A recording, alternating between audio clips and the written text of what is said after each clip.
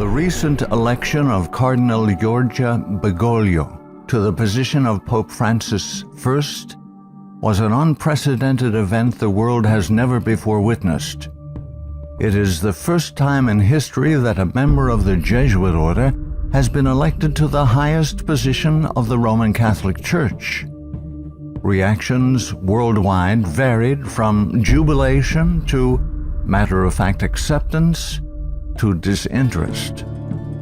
These very reactions reveal appalling ignorance of the true nature of the Jesuit order. Widely regarded as a benevolent missionary order, known for its educational institutions, the Jesuit order, as the Society of Jesus is commonly known, has long played an incredibly influential, albeit secretive, role in the destinies of nations, organizations, and individuals. Rulers, presidents, scholars, and even Catholics themselves, who are aware of the evil perpetrated by this powerful, far-reaching order, have left on record grave warnings that all should heed. Following is a compilation of quotes from a variety of sources.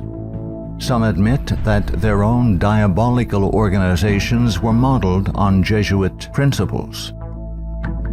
Others give warning. A number of those who sought to warn did so at the cost of their lives. World's Last Chance would encourage all to carefully study the following material. Proverbs 1:5 tells us, "A wise man will hear and will increase learning, and a man of understanding shall attain unto wise counsels." Ignatius Loyola, 1491 to 1556, founder of the Society of Jesus and its first superior general. Nor will it contribute a little to our advantage if with caution and secrecy we foment and heighten the animosities that arise among princes and great men, even to such a degree that they may weaken each other. But if there appear any likelihood of reconciliation, then as soon as possible let us endeavor to be the mediators, lest others prevent us.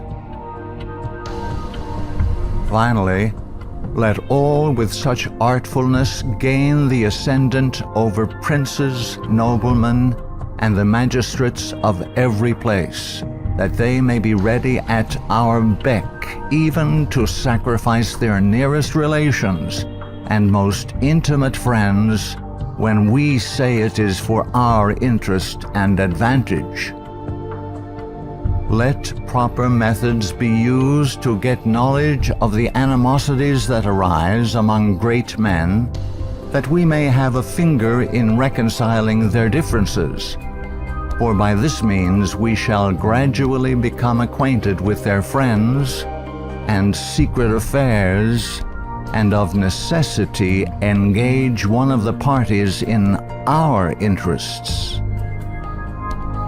Immediately upon the death of any person of post, let them take timely care to get some friend of our society preferred in his room. But this must be cloaked with such cunning and management as to avoid giving the least suspicion of our intending to usurp the prince's authority. Putting aside all private judgment, we should always be ready to accept this principle. I will believe that the white I see is black, if the hierarchical church so defines it. Princes and persons of distinction everywhere must, by all means, be so managed that we may have their ear, and that will easily secure their hearts, by which way of proceeding all persons will become our creatures, and no one will dare to give the society the least disquiet or opposition. Finally, the society must endeavor to effect this at least, that having gotten the favor and authority of princes, those who do not love them at least fear them. Paolo Sarpi, 1552 to 1623, a Venetian patriot, scholar, scientist, and church reformer. They are a public plague and the plague of the world. From the Jesuit colleges there never is sent a pupil obedient to his father, devoted to his country, loyal to his prince. Every species of vice finds its patronage in them. There is no perjury, nor sacrilege, nor parricide, nor incest, nor rapine, nor fraud, nor treason, which cannot be masked as meritorious beneath the mantle of their dispensation. Muccio Vitelleschi, 1562 to 1645, 6th Superior General of the Society of Jesus. When sovereigns require a Jesuit's opinion on any subject, the Jesuit in question is to report the matter to his superior, who is to lay it before several Jesuits for discussion. The resolution formed after this consultation is supplied to the Jesuit, who has been consulted by the sovereign. Priest Antoine Arnaud, 1612 to 1694. Do you wish to excite troubles, to provoke revolution, to produce the total ruin of your country? Call in the Jesuits and build magnificent colleges for these hot-headed religionists. Suffer those audacious priests in their dictatorial and dogmatic tone to decide on affairs of state. Michelangelo Tamburini, 1648 to 1730, 14th Superior General of the Society of Jesus. See, sir, from this chamber I govern not only to Paris, but to China, not only to China, but to all the world, without anyone to know how I do it. Pope Clement XIV, 1705 to 1774. Following are Pope Clement XIV's words upon signing the bull of suppression and extinction of the Jesuits. A bull is the strongest legal document a pope can issue.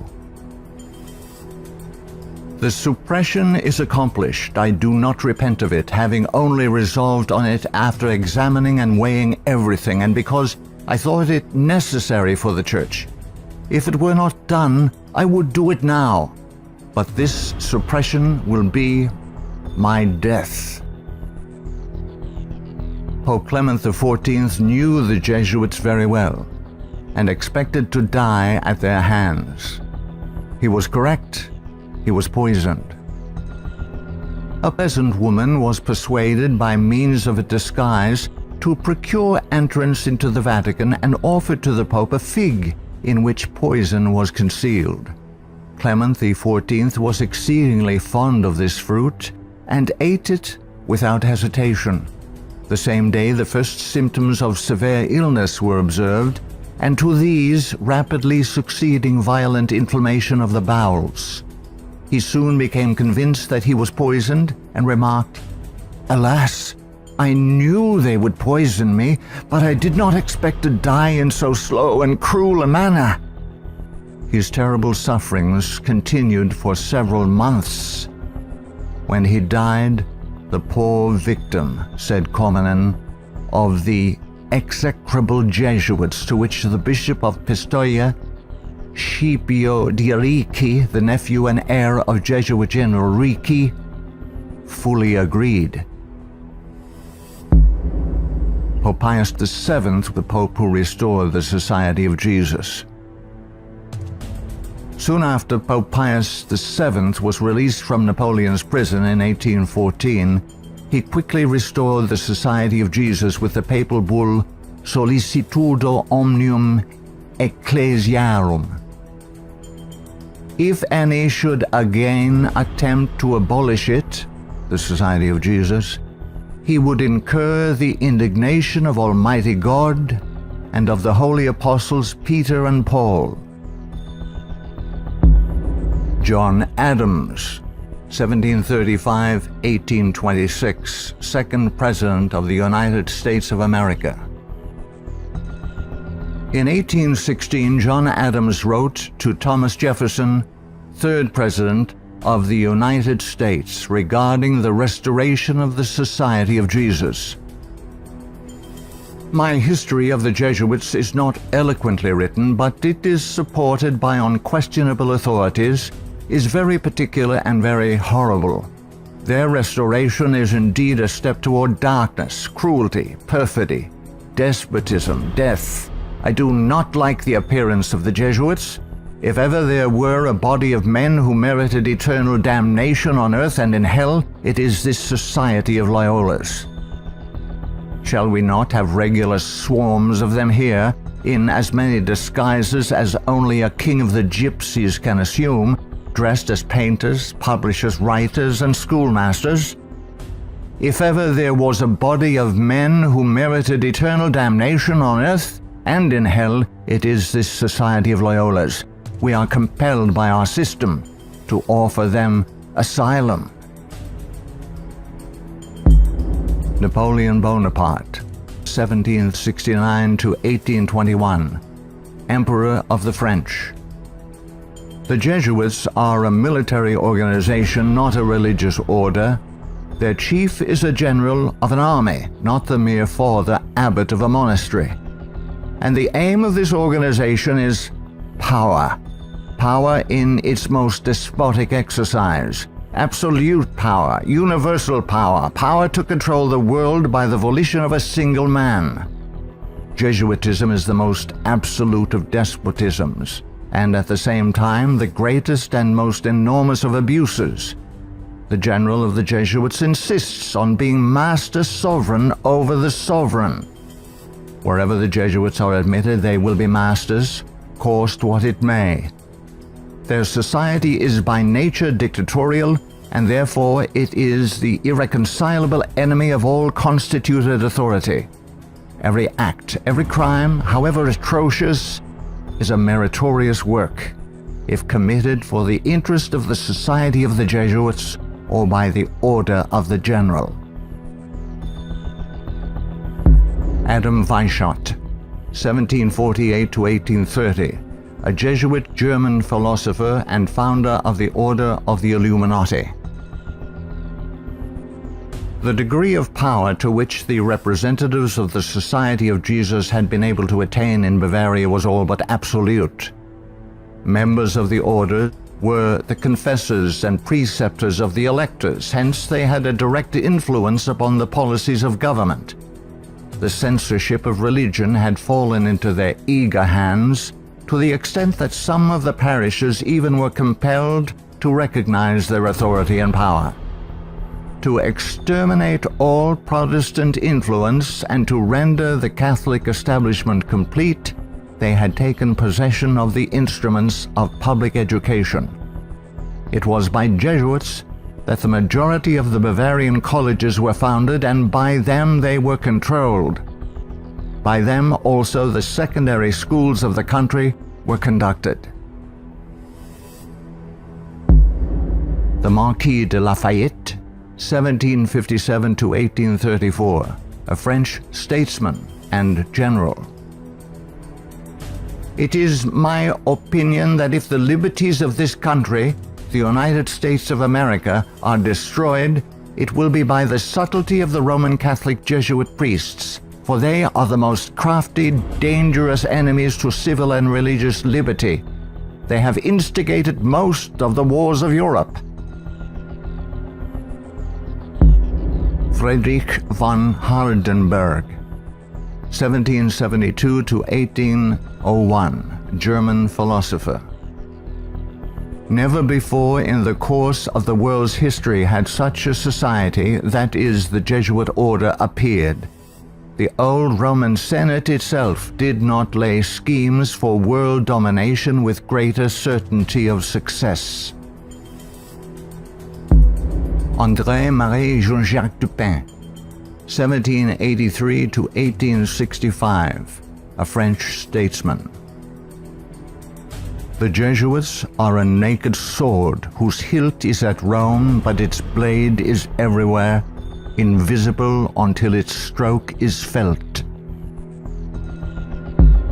Samuel Morse, 1791 to 1872, American inventor of the telegraph. They are Jesuits. This society of men, after exerting their tyranny for upwards of 200 years, at length became so formidable to the world, threatening the entire subversion of all social order, that even the Pope, whose devoted subjects they are and must be by the vow of their society, was compelled to dissolve them.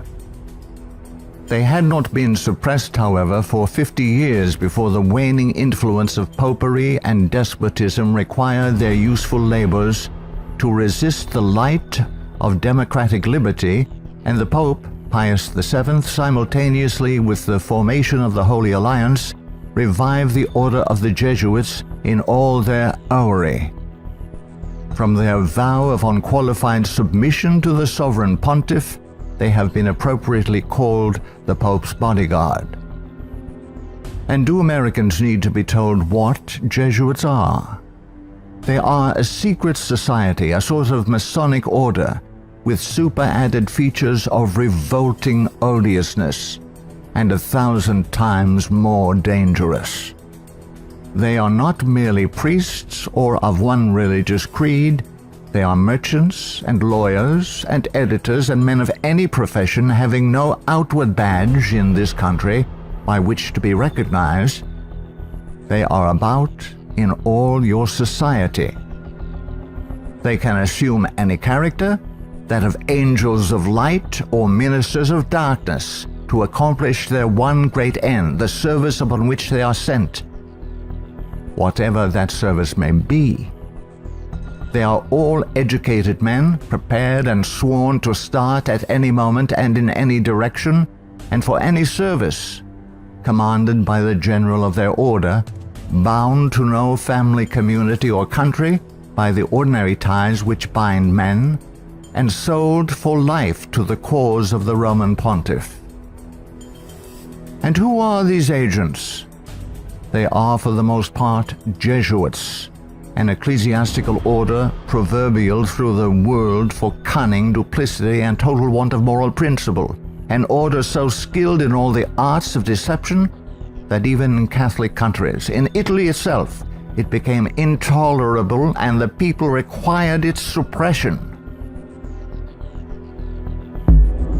Orestes Augustus Brownson, 1803 to 1876, New England intellectual and activist, preacher, labor organizer, and noted Catholic convert and writer. Undoubtedly, it is the intention of the Pope to possess this country, America. In this intention, he is aided by the Jesuits and all the Catholic prelates and priests. If the Catholic Church becomes predominant here, Protestants will all be exterminated. Abraham Lincoln, 1809 to 1865, 16th President of the United States of America. This war, the American Civil War, 1860 to 1865, would never have been possible without the sinister influence of the Jesuits. We owe it to popery that we now see our land reddened with the blood of her noblest sons. Though there were great differences of opinion between the South and North on the question of slavery, neither Jeff Davis nor any one of the leading men of the Confederacy would have dared to attack the North had they not relied on the promise of the Jesuits that under the mask of democracy, the money and the arms of the Roman Catholics, even the arms of France, were at their disposal if they would attack us.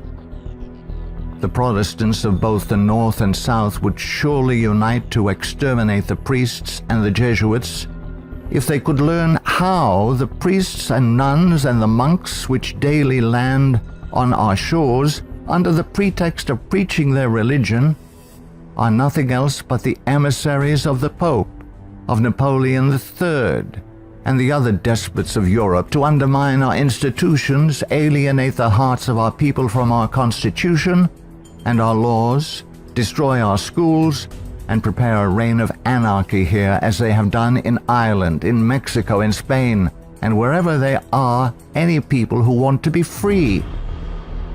I am so glad to meet you again, he said. You'll see that your friends the Jesuits have not yet killed me, but they would have surely done it when I passed through the most devoted city, Baltimore, had I not defeated their plans by passing incognito a few hours before they expected me. New projects of assassination are detected almost every day, accompanied with such savage circumstances that they bring to my memory the massacre of St. Bartholomew and the gunpowder plot. We feel, at their investigation, that they come from the same masters in the art of murder, the Jesuits. So many plots have already been made against my life that it is a real miracle that they have all failed when we consider that the great majority of them were in the hands of skillful Roman Catholic murderers evidently trained by the Jesuits. I know that Jesuits never forget nor forsake, but man must not care how and where he dies, provided he dies at the post of honor and duty. Charles Chineke, 1809 to 1899, Canadian ex-Catholic priest. From that the Catholic priests with the most admirable ability and success have gathered their Irish legions into the great cities of the United States, and the American people must be very blind indeed if they do not see that if they do nothing to prevent it, the day is very near when the Jesuits will rule their country, from the magnificent White House at Washington to the humblest civil and military department of this vast republic. Brigadier General Thomas M. Harris, 1817 to 1906, physician and Union General during the Civil War. The organization of the Roman Catholic hierarchy is a complete military despotism of which the Pope is the ostensible head. The Black Pope is the head of the Order of the Jesuits and is called a general. He not only has command of his own order, but directs and controls the general policy of the Roman Catholic Church. He is the power behind the throne and is the real potential head of the hierarchy. There is no independence of thought or of action in its subordinate parts, implicit and unquestioning obedience to the orders of superiors in authority is the sworn duty of the priesthood of every grade. It would seem that the Jesuits had had it in mind from the beginning of the war, the American Civil War of 1861 to 1865, to find an occasion for the taking off, that is the assassination, of Mr. Abraham Lincoln. The favorite policy of the Jesuits is that of assassination. Fyodor Dostoevsky, 1821 to 1881, famous Russian novelist. The Jesuits are simply the Roman army for the earthly sovereignty of the world in the future, with the Pontiff of Rome for emperor. That's their ideal. It's simple lust of power, of filthy earthly gain, of domination, something like a universal serfdom with them as masters. That's all they stand for. They don't even believe in God, perhaps. Margaret F. Cusick, 1829 to 1899, converted nun of Kenmare. The great idea of the Jesuit has always been a universal spiritual and temporal monarchy in which the Jesuit should reign supreme. England has always been the place desired for the base of operations necessary for this end. Hence the blood, the tears shed, and the schemes undertaken in this country by the Jesuit. He has by no means ended his efforts for the subjugation of the world to Rome through England. When the Jesuit is expelled from one place, he is not slow to find another. France may reject him, not without cause, but England opens her arms to him. Catholic Italy may deprive him of the glories of his once famous home in the Jesuits, but America opens her doors to him. He is the wandering Jew of the Romish Church. He is followed by the execrations of those by whom he was once beloved until they discovered his iniquities. Charles Haddon Spurgeon, 1834 to 1892, British, particular Baptist preacher known as the Prince of Preachers. Our ancient enemies have small belief in our common sense if they imagine that we shall ever be able to trust them, after having so often beheld the depths of Jesuitical cunning and duplicity. The sooner we let certain archbishops and cardinals know that we are aware of their designs and will in nothing cooperate with them, the better for us and our country. Of course, we shall be howled at as bigots, but we can afford to smile at that cry when it comes from the church which invented the Inquisition. No peace with Rome is the motto of reason as well as of religion. Richard W. Thompson, 1809 to 1900, Secretary of the Navy, United States of America. The Jesuits are the deadly enemies of civil and religious liberty. The Jesuit general occupies the place of God and must be obeyed, howsoever the peace and welfare of the multitude may be imperiled or the nations be convulsed from center to circumference. The Society of Jesuits must obtain the mastery, even if general anarchy shall prevail, or all the world besides be covered with the fragments of a universal wreck. The sovereigns of the Holy Alliance had massed large armies and soon entered into a pledge to devote them to the suppression of all uprisings of the people in favor of free government. And he, Pius VII, desired to devote the Jesuits, supported by his pontifical power, to the accomplishment of that end. He knew how faithfully they would apply themselves to that work, and hence he counseled them in his decree of restoration to strictly observe the useful advices and salutary counsels whereby Loyola had made absolution the cornerstone of the society. Luigi de Sanctis, 19th century ex-official censor of the Inquisition.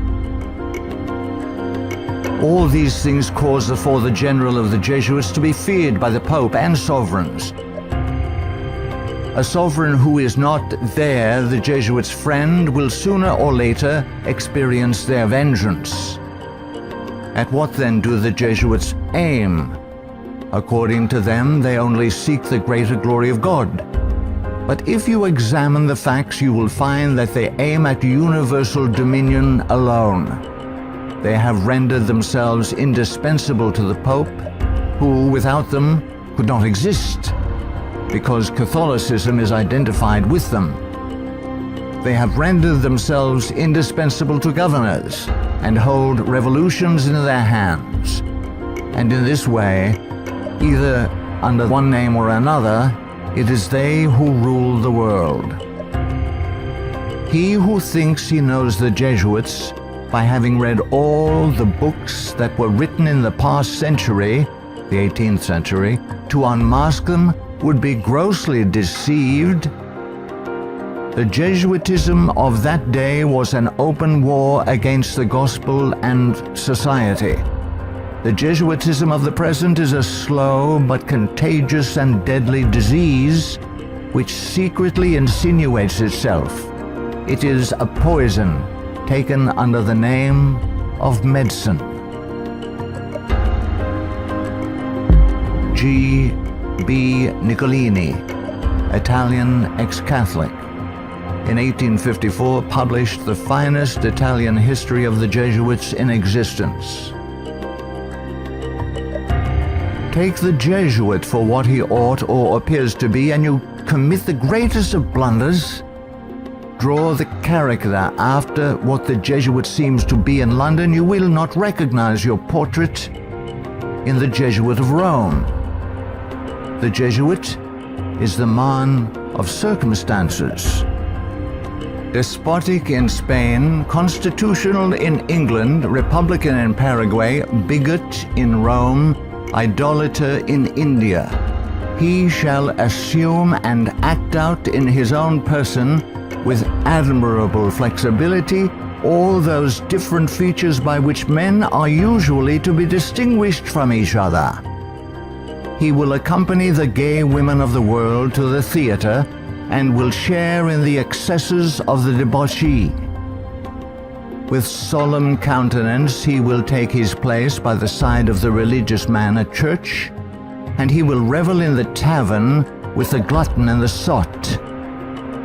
He dresses in all garbs, speaks all languages, knows all customs, is present everywhere, though nowhere recognized, and all this, it should seem, O monstrous blasphemy, for the greater glory of God, ad majorem Dei gloriam.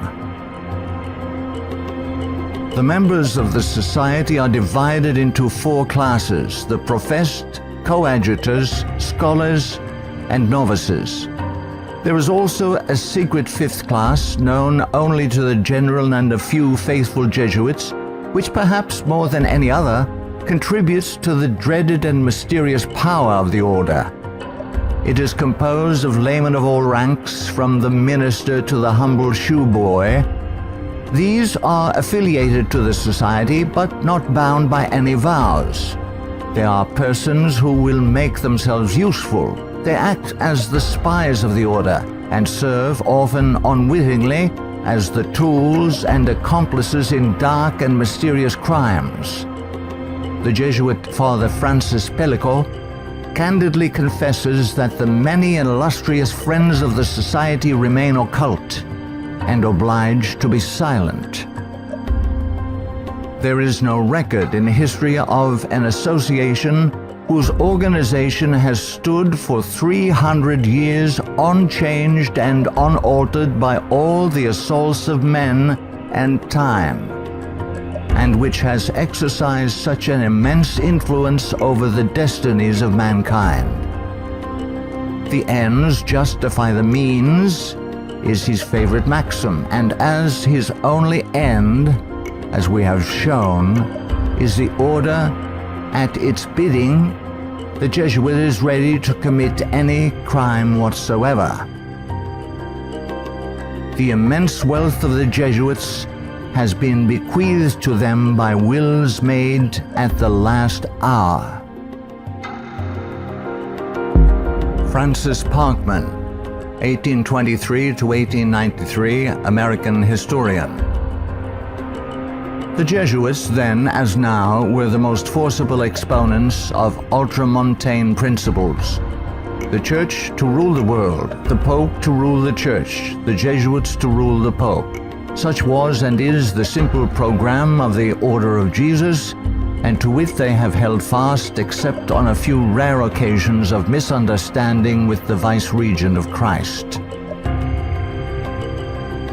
Hector Macpherson, 1851 to 1924, prolific Scottish writer and journalist. So hurtful was the Jesuit order found to be that up to 1860 it was expelled no fewer than 70 times from countries which had suffered from its machinations.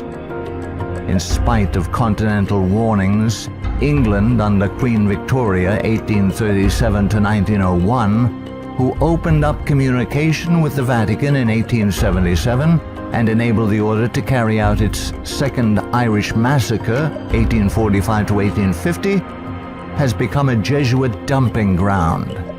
Those whom other countries have found from sad experience to be enemies, Britain allows to land on her shores and to carry on, unmolested, their work of iniquity. We are carrying toleration to excess, and unless there is a change of policy, this nation will one day pay a heavy penalty. For the Jeremy J. Crowley, 1861 to 1927, American ex-Catholic priest. All through the Middle Ages and the Renaissance period, the popes kept Italy in turmoil and bloodshed for their own family and territorial advantages, and they kept all Europe in turmoil for 2 centuries after the Reformation, in fact, just as long as they could in the wars of religion. Their whole policy is based on stirring up hatred and promoting conflicts from which they hope to draw worldly advantage. Popes and their Jesuitical agents have been and are the instigators of wars, and while the world is having real pain, Rome is having champagne. The Jesuit Superior General is at the head of this black and mute militia which thinks, wills, acts, obeys as the passive instrument of his designs. Their whole life must have but one aim: the advancement of the Jesuit order to which they are attached. How long shall the Roman Catholic hierarchy play the people for fools? Shall the government be of the people, for the people, and by the people, or by the Pope? Let's not let the Pope of Rome name our president for us. Lovers of your country, beware of Jesuitical intrigues, the political power of Romanism, and the honeyed words of politicians reaching after the presidency. Ellen G. White, 1827 to 1915, prolific author and American Christian pioneer. Jesuitism inspired its followers with fanaticism. There was no crime too great for them to commit, no deception too base for them to practice, no disguise too difficult for them to assume. It was a fundamental principle of the order that the end justifies the means. By this code, lying, theft, perjury, assassination were not only pardonable but commendable when they serve the interests of the Church. Under various disguises, the Jesuits worked their way into offices of state, climbing up to be the counselors of kings and shaping the policy of nations. Edmund Ronayne, 1832 to 1911, former Freemason who served as both secretary and master of Keystone Lodge.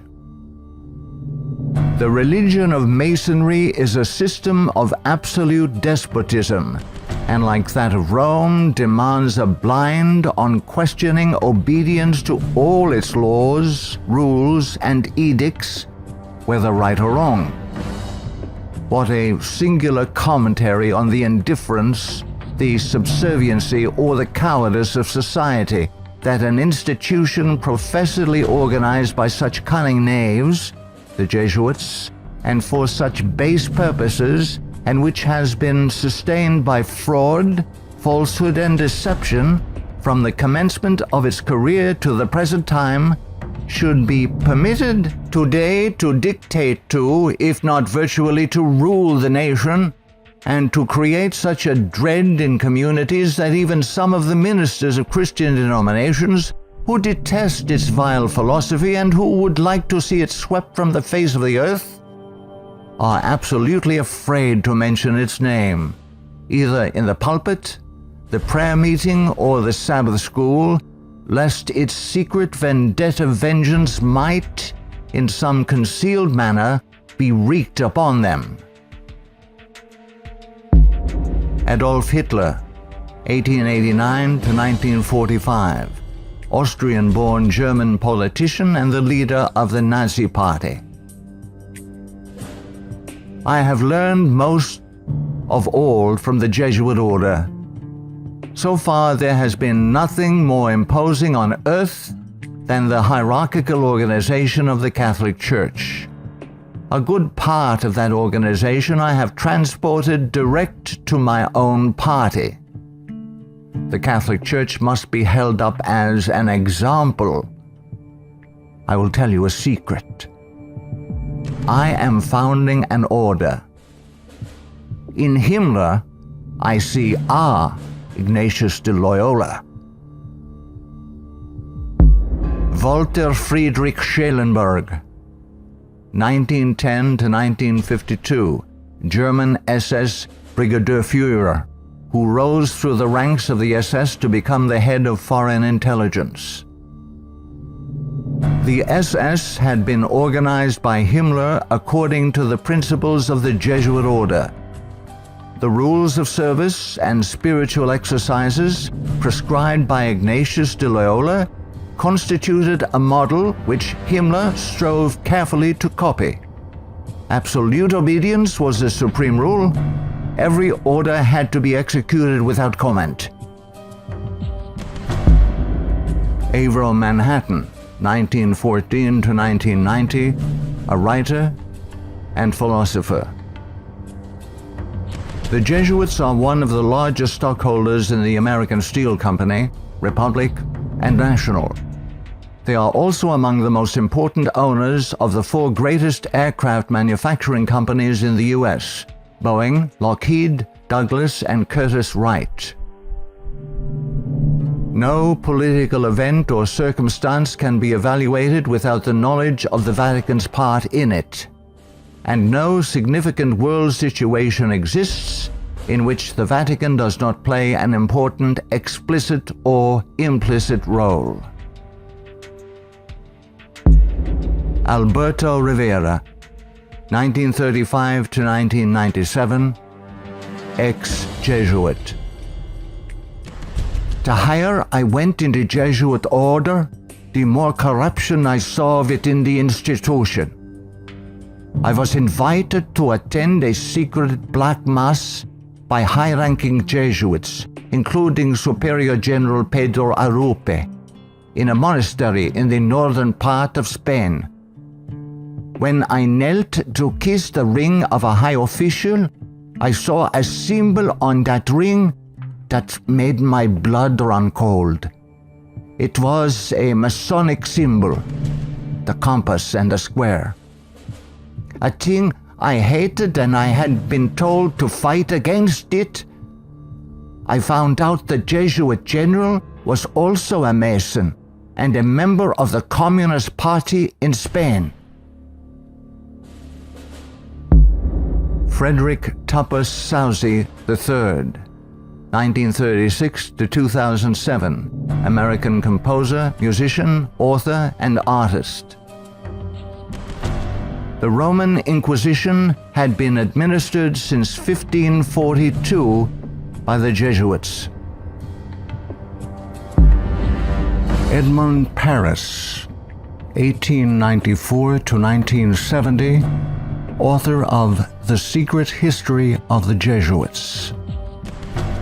The public is practically unaware of the overwhelming responsibility carried by the Vatican and its Jesuits in the starting of the two world wars, a situation which may be explained in part by the gigantic finances at the disposition of the Vatican and its Jesuits, giving them power in so many spheres, especially since the last conflict.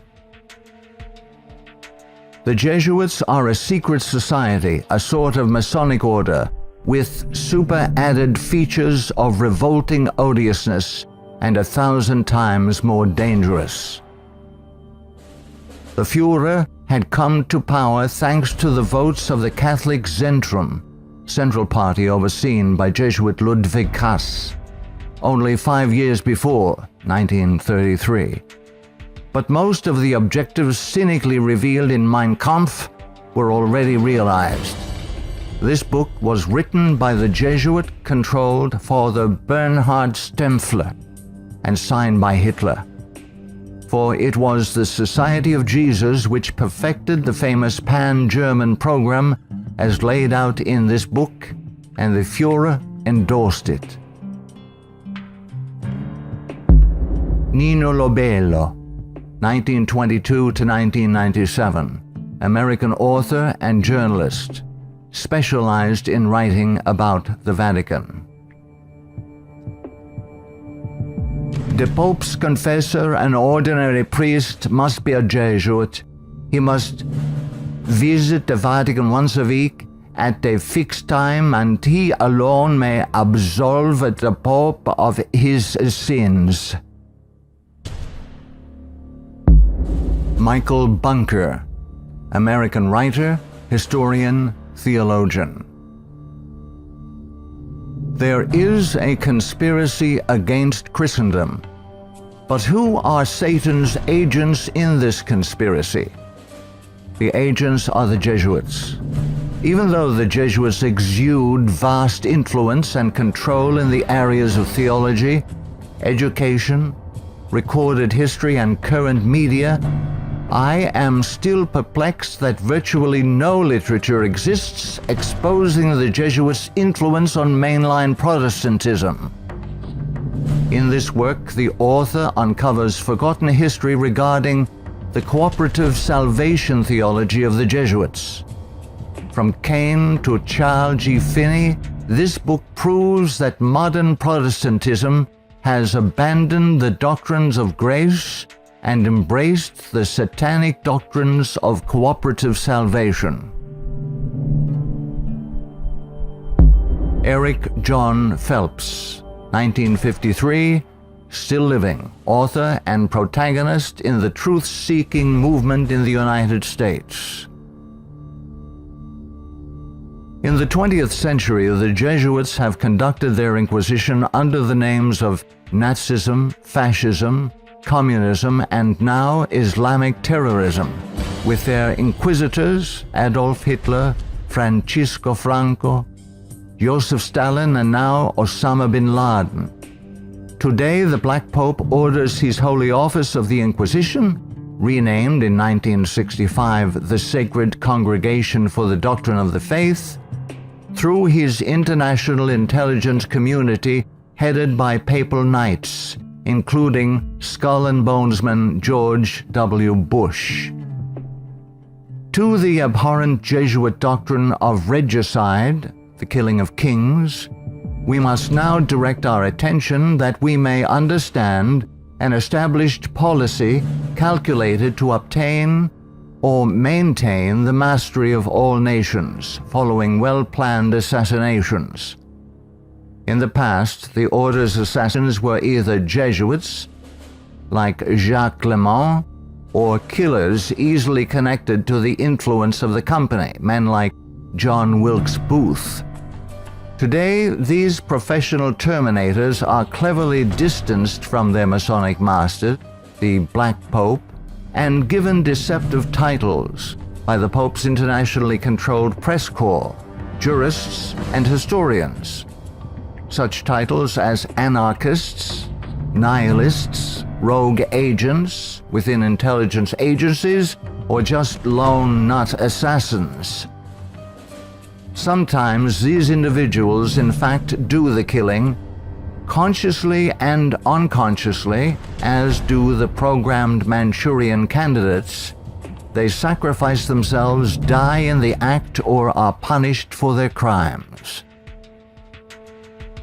Created by Loyola in 1534 and sanctioned by Paul III in 1540. In seeking to destroy the Protestant Reformation and restore the Dark Ages with the White Pope, exercising his temporal power as the universal monarch of the world, authored the 25 sessions of the Council of Trent, 1545 to 1563, and established themselves as the confessors and advisors of the monarchs of Europe, promoting absolute monarchical despotisms through which they ignited monstrous wars characterized by pitiless massacres of Protestants and innocents, such as the Dutch Revolution, 1568 to 1648, the 30 Years' War, 1618 to 1648, the Puritan Revolution, 1644 to 1653, the 7 Years, French Indian War, 1754 to 1763. While oppressing and weakening the peoples of the nations and the Semitic Hebrew Jewish race with the Holy Office of the Inquisition, aided by the Knights of Malta and later Scottish Rite Freemasonry from 1540 to 1773, we as God's people in 14th Amendment America have received the Lord Jesus Christ as our personal Savior according to His blessed gospel set forth in His infallible Holy Scriptures. The Authorized King James Version of 1611, must repent of our personal and national sins. Then we must forsake them. Some of those sins are: 1.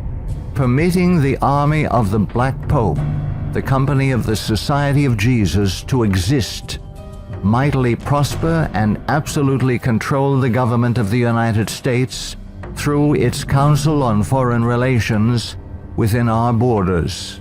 2. Believing the Jesuit-controlled American press, which has continually lied and deceived us throughout the 20th century. 3. Permitting the Jesuits' Federal Reserve banking system and United Nations to exist within our borders, as these two bodies have successfully destroyed popular liberty, liberalism, and the national sovereignty of every nation in the world pursuant to the purposes of the Jesuits' Holy Alliance. 4. Waiving our Fourth and Fifth Amendment rights secured by the declaratory and restrictive clauses of the Bill of Rights at the insistence of the Baptists of Virginia, and so dearly paid for with torrents of blood by our Protestant forefathers, through filing our confessions every April 15th, paying the heavy and progressive communist income tax, thereby financing a multitude of sins.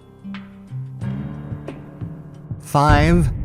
Permitting the drafting, vaccinating, and sending of our sons abroad to fight the Pope's foreign wars, such as the war in Vietnam and the recent wars in Serbia, Iraq, and now Afghanistan, resulting in the further destruction of American liberals and foreign heretics so condemned by the Jesuits' Council of Trent. 6. Permitting the Jesuits in control of the government of the American Empire to use our military and financial might to enthrone dictators around the world whose first allegiance is to Rome, thereby restoring the temporal power of the Jesuits, infallible Pope, returning the world to the Dark Ages. 7.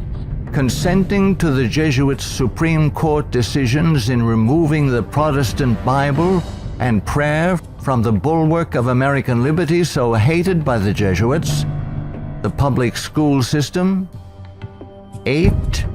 Consenting to the immigration of millions of Roman Catholics and pagan persons of color whose loyalty to the Pope or their own race, religion, and nationality is greater than their loyalty to our Protestant constitution and Republican form of government, thereby creating a multitude of agitations justifying more centralization of power in Washington, D.C., and through amalgamation, the Africanization of the American white Celtic Anglo-Saxon race, being historically the greatest enemy of the Jesuit order, especially its Bible-believing Protestants and Baptists, as intended by the Company of Jesus pursuant to its Jesuit oath. 9. Consenting to the Jesuit Supreme Court's several decisions of forced integration, resulting in the destruction of both the white and black races through amalgamation, as the exchange of viruses, bacteria, and parasites, unique to each race, creates powerful combinations in the offspring, producing a non-resistant, weak, and sterile population within 5 generations. 10. Consenting to the Jesuit Supreme Court's decision of legalized abortion, resulting in the mass murder of unborn babies, polluting the land with innocent blood, ultimately collapsing the Ponzi scheme called the Social Security system, justifying mass murder of the elderly by the coming fascist dictator, provoking the Lord against us to consume us, until there be no remnant nor escaping in the land, by means of a massive military invasion composed of a coalition of nations, cleansing the land with the blood of unrepentant and unforgiven American murderers. 11. Succumbing to race hatred as a result of Jesuit-controlled Masonic agitators such as the White Knights of the Ku Klux Klan and the Black Nation of Islam, justifying the imposition of martial law when the inner-city race wars begin. 12. Sheepishly giving up our real wealth, gold and silver coins in exchange for indulgences, the Jesuits' worthless paper money called Federal Reserve notes, and thereby becoming a nation of overworked, unprincipled, money-hungry thieves. 13. Consenting to the cattle brand of the Jesuits' Social Security number as a means of identification to be used by their international intelligence community, begun by Hitler's SS at Dachau, it being the forerunner of. 14. Obeying the evil 1968 gun law of Nazi origin and thereby, upon purchasing new firearms, blindly registering our guns, our swords of just defense, enabling the coming Jesuit-controlled white fascist military dictator to ultimately take them from us, making our annihilation sure pursuant to the Council of Trent. 15. Committing a multitude of personal sins, both public and private, ensuring that our annihilation will be a righteous act in the eyes of both the risen Son of God and mortal man. Far from being the benevolent educational missionary society many view the Society of Jesus as being, the Jesuit order is responsible for some of the most heinous acts in recorded history. They have battled truth and righteousness, crushed religious liberty, influenced kings, and sought to mold the course of history to carry out their own agenda. Now that the visible head of the Roman Catholic Church is himself a member of this order, the power of the Jesuit order is complete. Let all who love truth, all who love freedom, take heed and beware of the danger now facing the world in the person of Pope Francis I. Error and wickedness will ever seek to use force against truth and righteousness. Now is the time to draw close to Yahuwah, setting aside the sin that doth so easily beset, and surrender all to the Creator. He will accept all who come to him in faith. A prudent man foreseeth the evil, and hideth himself, but the simple pass on, and are punished. You have to let it all go. Fear. Doubt. Disbelief.